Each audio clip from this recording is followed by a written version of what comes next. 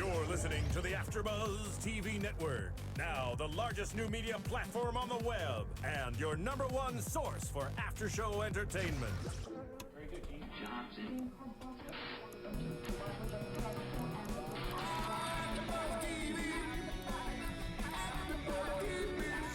From the AfterBuzz Studios, live in Los Angeles, California, presented by Maria Menounos and Bing.com, streaming live thanks to Akamai Technologies. This is AfterBuzz TV's Chatting with Cathy.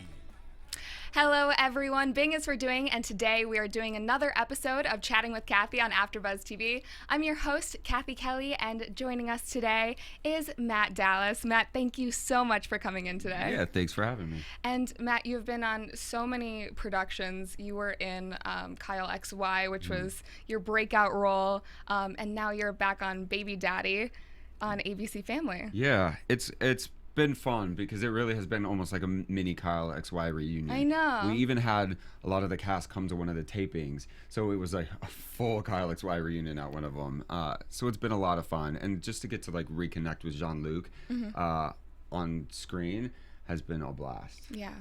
It's crazy too how much he's just grown. He's just like Not an just adult physically, now. but as an actor as an well. actor, but it's crazy. Even like we went for drinks just before, or we went to dinner. I mean, and I got there, and he was sitting at the bar waiting for me, and it was just like such a trip because the last time I'd been like working with him, he was underage. Yes. But anyway, it's been fun. So I want to talk about your entire career, all of the projects that you've been on. I want to take it back to the very beginning, though. You grew up in Phoenix, Arizona. You're the oldest of 4 kids. Yes. So what was your family life like growing up? I mean, family. I love coming from a big family. I love that there's 4 of us, and even beyond that, we have an extremely close extended family. So I've always been surrounded by like cousins and aunts and uncles and everything, and but I come from a family of like athletes, so it was different to be an actor, but I mean, my family's always been incredibly supportive, and so I mean, I can't complain. I had a pretty great childhood. Yeah. And I heard that your first role as an actor was the gander in The Ugly Duckling. Yeah. And your grandma actually took you out to audition for that role, and you just fell in love. Yeah, that was. I mean, my grandma recognized that. I played sports growing up because that's what you do in Phoenix, and but she realized that that's just not where my passion was. I would have fun, but I was just like out in right field chasing bees, and well, my dad was like the coach yelling at me to pay attention. So she took me to an audition for my first play, and from that day I just kind of knew that that's where I belonged. And no one else in your family is really involved in the industry. No, not at all. So what drew you to acting? I don't know. I think just like I said, like that from the time that I had that first audition for that play, it was like everything just made sense. I had found where I was supposed to be, and then there was never any turning back, and I just kept going and found myself in LA and eventually on a show. That's crazy. So you ended up going to the Arizona School for the Arts and focused on theater there, correct? Yeah, I did. Yeah, I went to school there for a little while and loved it, and yeah, I did theater there. And I read online that they have like a challenging curriculum in that you take 5 classes in the morning and then you focus on whatever project Well, because it was, I think, especially in Arizona, I think it was at the beginning of when charter schools were really kind of starting to find their way. Yeah. And especially being a performing arts high school, they didn't want to get a rep for like allowing the kids to kind of like slack on the academics. So it was extremely important for them to like push, they called it a college prep school, but to push us to like to strive academically as well as artistically. Do you think that you grew a lot more because your peers were also in the same boat, I guess? Yeah, absolutely. But it was also like a smaller school, so it was such a support system where everybody there was trying to achieve the same thing, and everybody was just passionate and so excited about having that opportunity that it was essentially, it was just a great kind of environment to really grow and thrive. And I know that that's also one of the top schools in Arizona. I read that it was top 4 in the entire state as far as academics go. Yeah. Really? I didn't even know that. Yeah. So You must be a cool. smart guy to comment. Yeah. That's funny. So when you were 18, you moved from Arizona to Los Angeles. How did your family cope with that move? I remember moving there. Like, my parents helped pack me up and moved me out into my first apartment. And the entire trip, my mom just bawled. She just cried the entire time.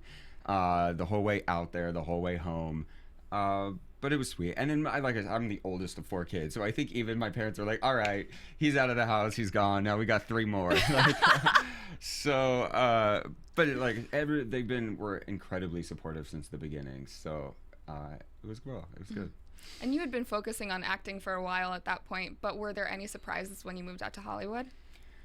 Yes, because, doing theater in high school is like everything is just kind of there for you and it's made easy, and you get to LA and I have no idea what to do, or like, how do you get a headshot, how do you get an agent, trying to figure all that out was definitely a challenge. I've been very fortunate that one thing would lead to another that kind of put me on my path, but even still, it's so hard moving out here. So it's anybody who has the guts to come out here and do it. It's just I have so much respect for it, because it is it's not like you're given no one gives you a playbook of okay, this is how you do it. You just have to figure it out. Everyone just thinks that you move out here and the lucky get discovered and it's all just easy from there. Yeah, it's funny because I was lucky that I met some of the right people that put me on that path, but even still I wasn't somebody that a director or producer walked in and went, I'm gonna put you in a show or I'm gonna make you a star. Exactly. So what was the first thing that you did out here once you made the move? Well, I did a few I did a few very campy kind of horror films. I did a play that did not, because I grew up doing theater, right? Yeah. We just talked, and then I was like, well, I'm gonna do theater. I'm gonna that's what I know how to do. Yeah. And I had a really terrible theater experience. Oh, no. That was just not great. So that kind of scared me away from the theater scene for a while. Had you enrolled in acting classes at that point, or? Yeah, okay, and Okay. So yes, I got into a class, and that actually was the best thing that I could have done, because even from there, you kind of you find yourself in a support group of other people who are kind of trying to do the same thing, and that was definitely the best thing that I did. Any friends still from that class? I know a lot of actors, they say their first acting class is where they developed a lot of their. Yeah, I mean, I definitely. I have a few of them that I still keep in touch with, kind of sporadically, that we'll kind of run into each other or make sure to make it a point to catch up. It's just so hard in this town, because it's you're always meeting so many new people, and even on films, you're constantly it's not like a normal job where you go and you are with the same people every day for years or whatever. You work together for a few months and then you move on. But that's also one of the most exciting things about this industry, is you're constantly meeting with and collaborating with new people. Yeah. Speaking to that point of, you might have a job at one point and then it's a while until you get your next job. Did you have to take up a job outside of acting? I did in the beginning. Yeah, I was waiting tables. Yeah. I was working in retail. At first it was because I moved out here without a car. I was taking the bus for my first year and a half living here. Wow. Yes. Public transportation in I know, LA is in Los not Angeles. the best. It was crazy. I'd spend more time trying to get to a place than I would actually spend at the place. Did that hinder you in auditions? Just because you had to travel so far? Well, before I started most of the day jobby stuff was before I was really auditioning, and then I started modeling a little bit, and then that was enough that it was paying the bills so that I could afford a car and I could have time off so that I could actually make auditions. So doing that actually changed a lot of it. Yeah. So you mentioned you were in a lot of independent films, and then one of your first roles on a series was you had a guest role on Entourage, and that was kind of at its peak. Entourage was huge. Yeah. What was it like being on that show? that was exciting because to me that was like my first big job, and it was like everybody was talking about Entourage, and I wasn't even a SAG member at that point. Like I remember I got the call from my manager saying they want to book you, but you're not SAG. And so it was like a mad scramble to figure out how I could join the union so that I could do this job. And I think I just like, even like showing up, I was so nervous. I didn't know what I was doing. It was like being on a real show, and but it was fun. And the guys were so nice, like as nice as could be. How did you end up figuring out how to get SAG? Well, it was a long story. Okay. I had to do some like background work on War of the Worlds, which was miserable. It was awful. It was like 3 a.m, like just running up and down a hill in the freezing cold for hours and hours.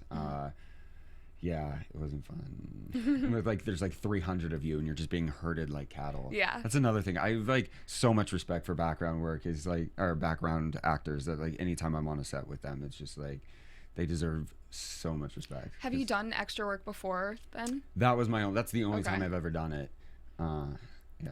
It is very... Have you done it? I did it like 2 days, just randomly because my friends had done it, and it's very interesting. Like, yeah. that they treat you as props almost. It's exactly. Yeah. Yeah, they treat you like props. Yeah. Was it a movie or It was TV? for 90210. Okay. Yeah. So Yeah. it was interesting. Yeah. So what was I know like Entourage was your first big role in your mind. What was it like seeing yourself on television for the first time? It was exciting. I mean, it was definitely exciting, and it was like the first time seeing yourself on film too. It was like all these different, like, you're constantly just like over analyzing every little move that you made and the way that you said every little word, and so it was definitely a learning experience. And now I've kind of learned to just like let it go. Yeah. Are you a perfectionist? I am up until like the point of working, but I think, especially now in my life, I've kind of realized that if you spend too much time trying to make something perfect, then you're not going to be free. And you have to be, especially doing what we do, you have to be free. And so now I think you just like, you do the work and then you trust it, and then you have to let it go. Sometimes some of your best moments come from flaws too. Exactly. You learn from failing. So so I think that's absolutely true. Yeah. So Kyle XY was kind of your breakout role, and you landed this job about 5 years after moving out here.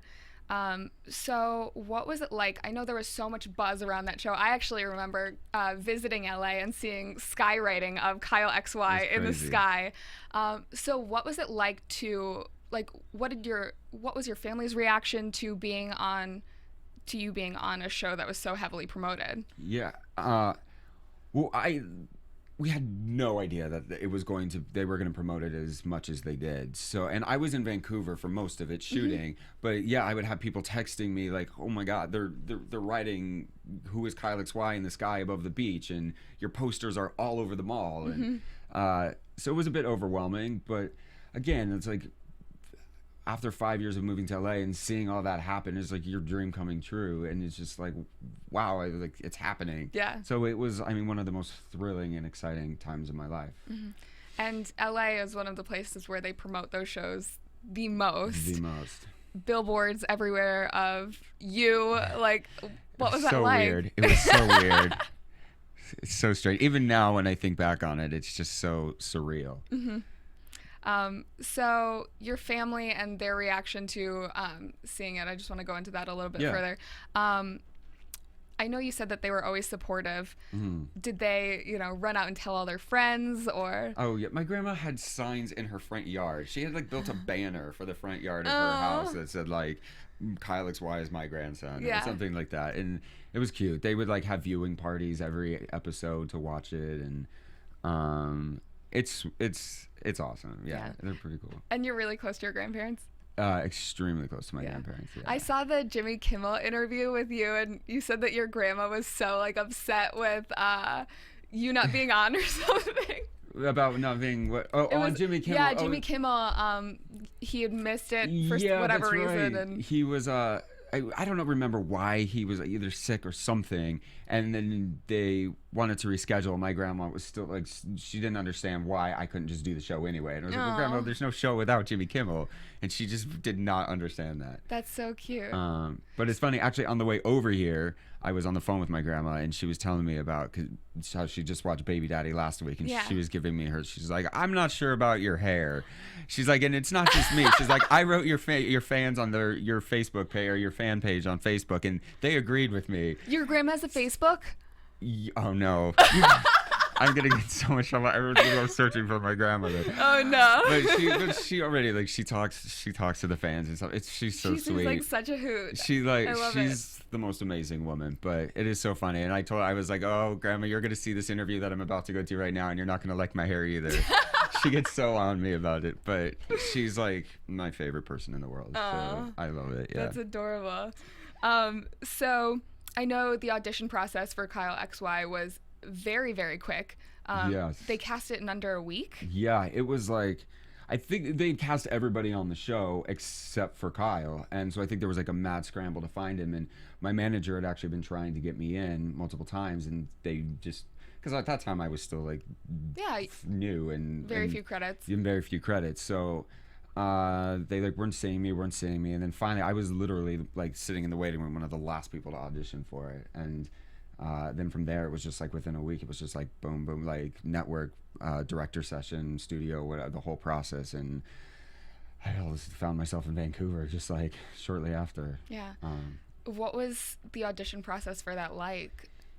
Well, I think anytime you're kind of like testing for a project, the stakes are just so high and there's so much pressure that it's just like nerve wracking. Yeah. So yeah, and especially being so green and young at the time that I had never gone through that process, it was just, but again, it was just something you just have to like dive in, you just go for it. Yeah. And it gets easier the more you do it. Well, I know now you've had a lot of success. Was there any time that you went in for an audition earlier in your career that you didn't get it and you were really upset? Of course. There's so many times where you go in and you're like, I was amazing. Why didn't I book it?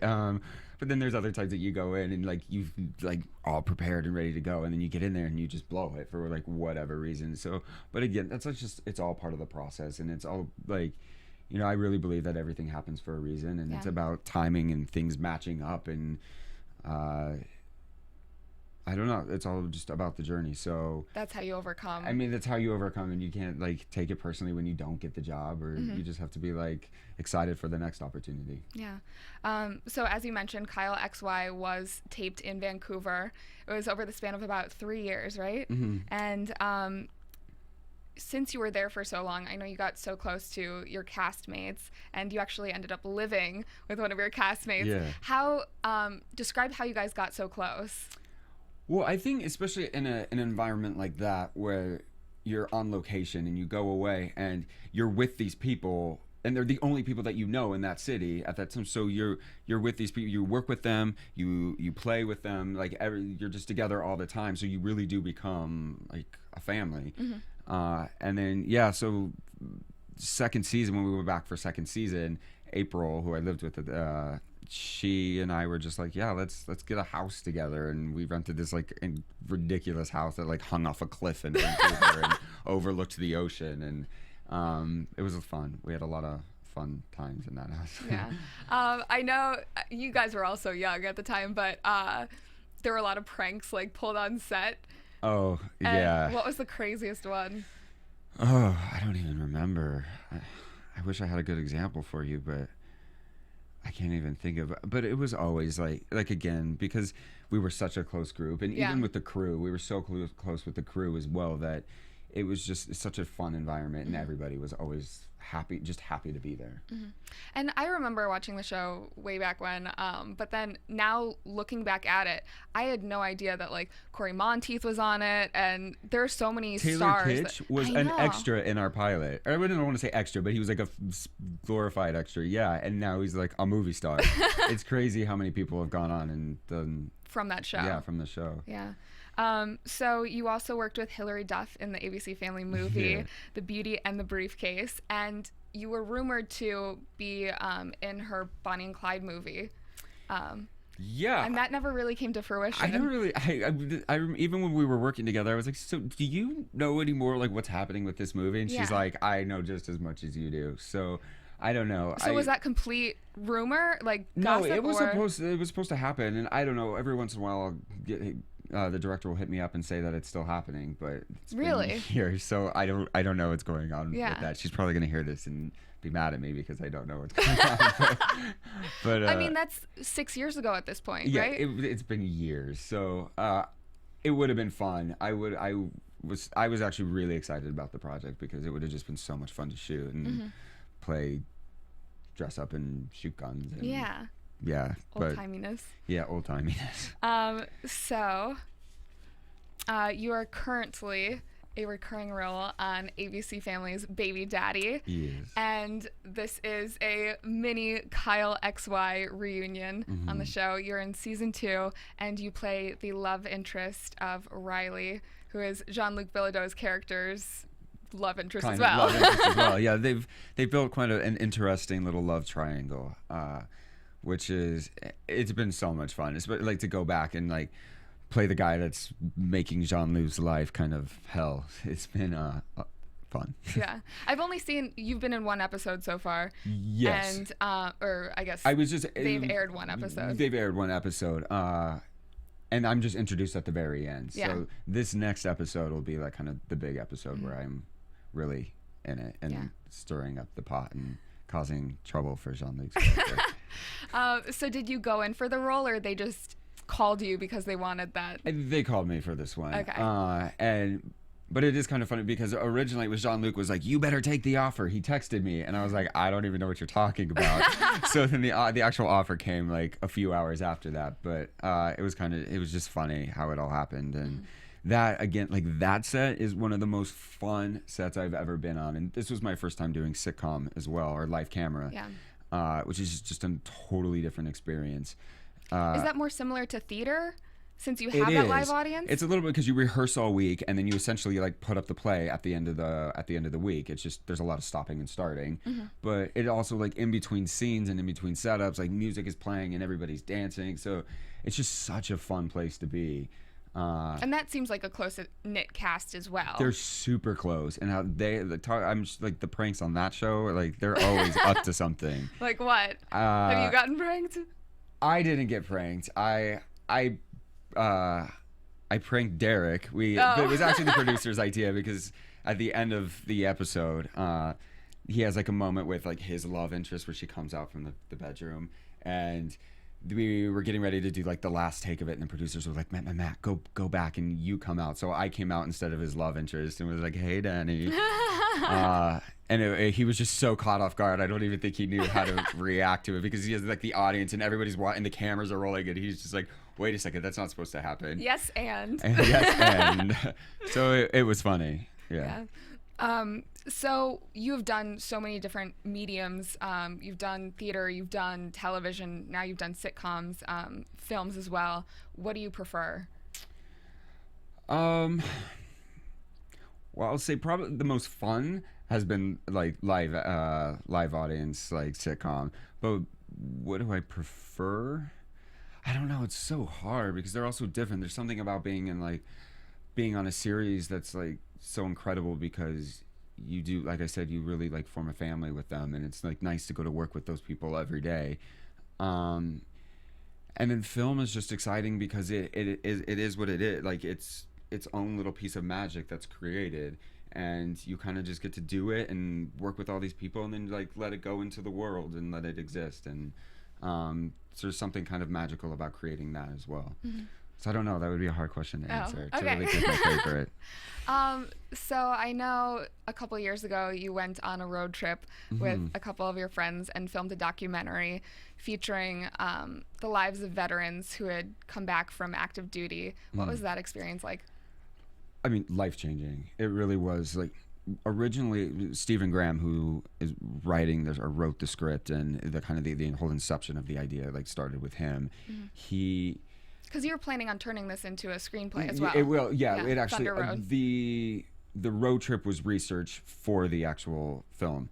But when he brought me on, he was kind of telling me about the project, because we did like a Western together, and he was telling me about the project and how we wanted to go onto the road and meet with veterans and actually sit down with them. And I was like, man, you got to do this. Like, that's amazing. And then that's when he like recruited me and was like, I would love for you to be a part of this project. And so we did. We just hit the road and like had faith that people would want to talk to us, because at first we could not get anybody to agree to meet with us.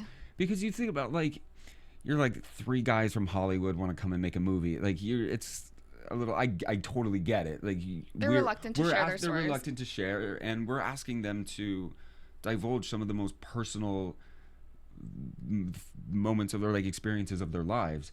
But I think like once we got out and you would meet with one guy and then he would kind of vouch for you, and then it just kind of became like a chain reaction, or kind of grew, that we would have more and more people vouching for us and knew what we were trying to do, and that our intentions were actually like to tell their story and positive, and we wanted to like shed a light on their experiences and what they're going through and their struggles now trying to reacclimate to this civilian life.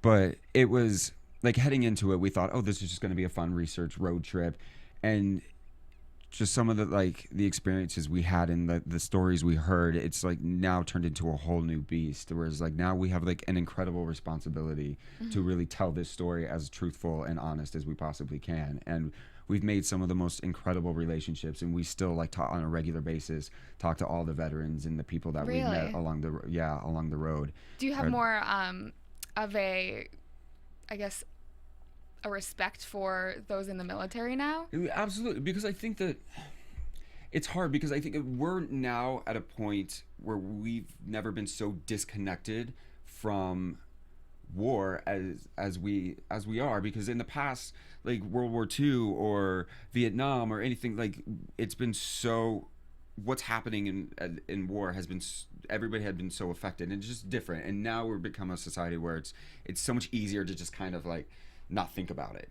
And I hadn't thought about it. I never really thought much about it or paid attention to like what these guys are actually going through. And so now having my eyes opened, it's just like I have an incredible amount of respect for these guys, and it's just really sad that they come home and that they don't either reach out and get the help that they need, or they're just not getting the help that they need to kind of like get back into being normal civilians. And so that's what's kind of now so exciting about this project, is that we can kind of like help tell that story, and we can kind of shed a light on what they've been through to the masses. As it was an eye-opener, what was the biggest thing that you learned from talking to these veterans? I think for me, it really was how difficult it is to come home. And, you know, we had a lot of guys tell us they were more afraid to come home than they were to actually go out into combat. Wow. Because they just felt like they had been changed so much that they didn't even know how to come home and relate to their spouses or their parents anymore, because they just felt like such a different person. And they were so afraid of that some of them would be like, I would almost rather just stay here and be in the line of fire. Wow. So that was, I think, the most shocking thing to me, is to like how intimidating or how difficult it is to come back and just kind of start your life again. So that's what we've been, the actual screenplay for the film has been really trying to focus on that. But it's been like 2 years of developing that screenplay, and even that, like our story, we had a story and set, and then after meeting with everybody and collecting all their stories, our movie has changed like tremendously. It's a totally different story now, and most all of the events that happen in the movie are based on different events that have really happened to people. Yeah.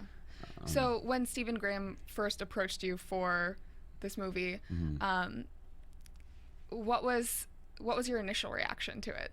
Like, well, my initial, I thought it was an incredible project, and that's why I was initially like encouraging him, like, you got to make this movie. You got whatever it takes. You like go on your road trip, just start writing it. And then when he asked me to be part of it and actually play a role in the film, I could not have been more excited, because it was something to be like, well, I mean, I'd been kind of searching for a project that I could be part of from the beginning anyway, because I wanted to start to get into producing and developing. And this is your first time producing? This is my first time producing. So to have a project like this, that was something that I could really get behind beyond just like a cool story. It had a real cause and something that, like, you know, as an artist, it's exciting to make something that might actually affect somebody or like have an impact. So I was just incredibly honored that he would have me. When do you think that this will get into production? Well, and actually it just kind of leaked today on the internet. But we just shot a Kickstarter video because we had been taking all the meetings, and a lot of the people that we'd been, like, producers we'd been meeting with were like, well, you guys just aren't, I'm not going to give you money to make this with you guys as the leads because you're not famous enough. Wow. And so we were like, okay. And then we had other people who were like, well, it's just too depressing. Or even though, like, I mean, it's a drama, but you're just people that would find any excuse to not want to make the movie. So we were finally like, screw it. Let's just, you know, with the success of Veronica Mars and Zach Braff, we were like, we've been working on this for 2 years, and we want to make sure that we keep to the original intent of the project. And so we just said, let's like try and raise the money ourselves. And so we shot a Kickstarter video, and we weren't going to say anything about it till we were like ready to launch it, but it did leak today. So I'm pretty excited for that to kind of happen, and hopefully that'll be a path that will really kind of expedite the process and then allow us to really make the film that we set out to make. Yeah, I think Kickstarter is so amazing, just because, especially you guys, you heard no, and then you decided to do it on your own. But have you ever used Kickstarter before?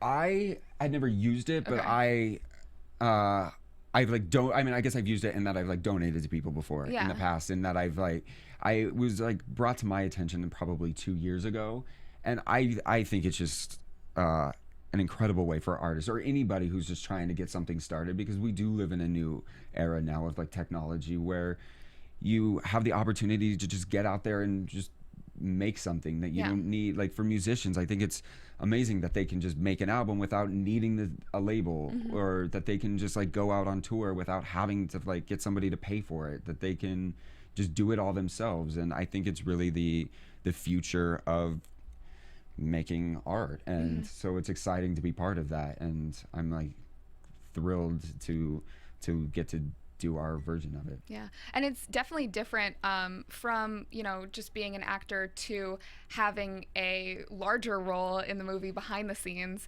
What originally made you want to get into producing?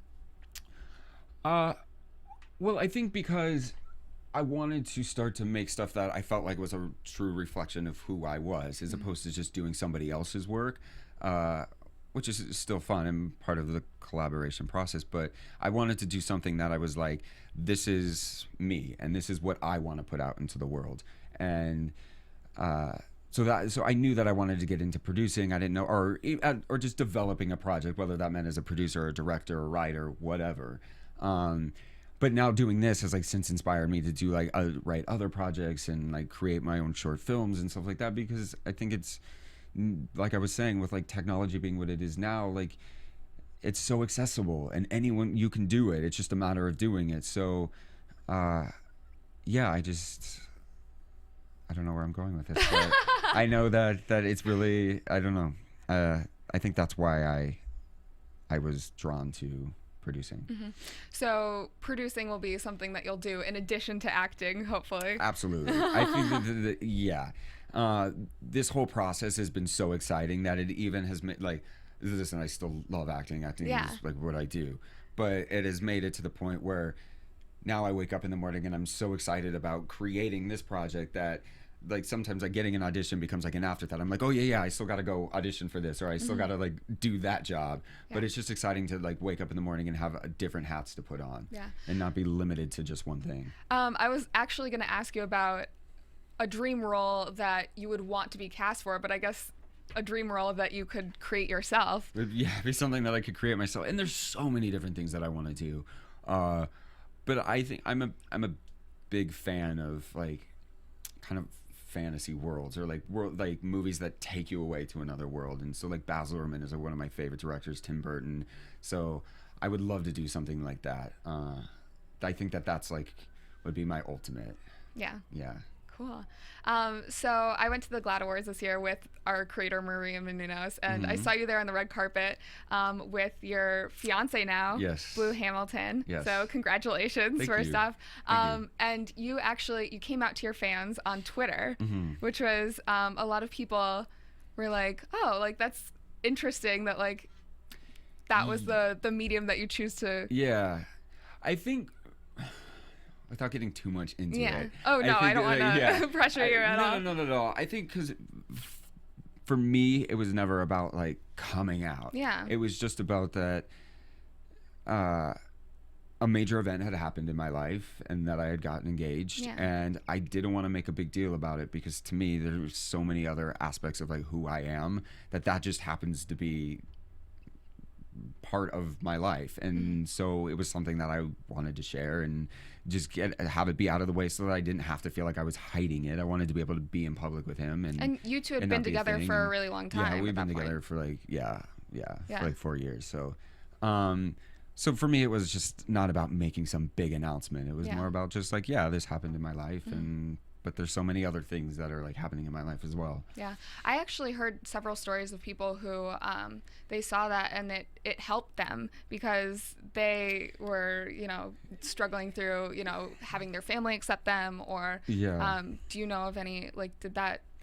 Yeah. I mean, and that's one of the incredible things about things like Twitter or is that so many people have now like written to me and said like you've inspired me to ever come out or to be more true to who I am, and them saying that to me inspires me because it makes me realize that like what we do is not for nothing and that it's to be able to have that impact on somebody is just one of like the most incredible like special feelings ever. So it's been really cool. You have that platform now where you can create change. Yeah. So, it's exciting.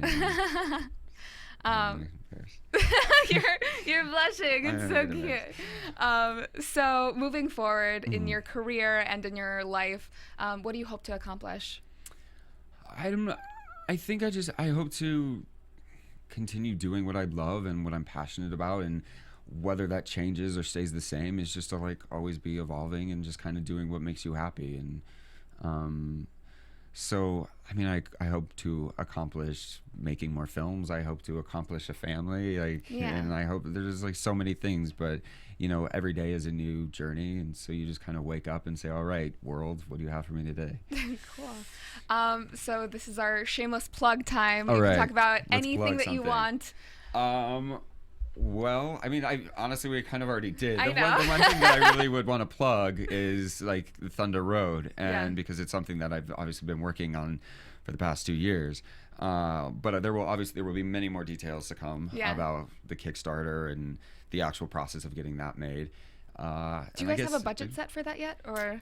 We've been like working on getting a whole budget, but that's part of why we're not necessarily launching yet, because obviously the amount that you asked for in your Kickstarter video is all dependent on what the budget is for your actual film. And I forgot to ask this earlier, Yeah. is Thunder Road going to be a portrayal of more current or recent veterans coming home, or? Yes, from the past? It'll be Okay. the current conflict. So like everyone Afghanistan, Afghanistan and Iraq. Iraq, and those guys coming home and trying to like come back into society. It actually follows Steven's character is like the lead, and then I play his best friend, and kind of like our different journeys. And then Charlie Bewley, who's our third producing partner, he represents the British involvement of the OIF and OEF, and so it's kind of like we also kind of had tried to set it up so that each one of us kind of represents like a certain kind of, I don't know, struggle or somebody who's like coming home and the different ways that people deal with coming home. Yeah. If that makes sense. So people can expect to look out for the Kickstarter for that. Yes, eventually. And then Baby Daddy. they can also find you on Baby Daddy Wednesday nights on ABC Family. Yes. You are going to be in 6 episodes this season. Is that how many? I'm terrible. Something around. I mean, something like that. I'm around for like 6 episodes. 6-ish. Yeah, 6-ish. And then Twitter, where can they find you? You can find me at the Matt Dallas. and Instagram. I'm on there.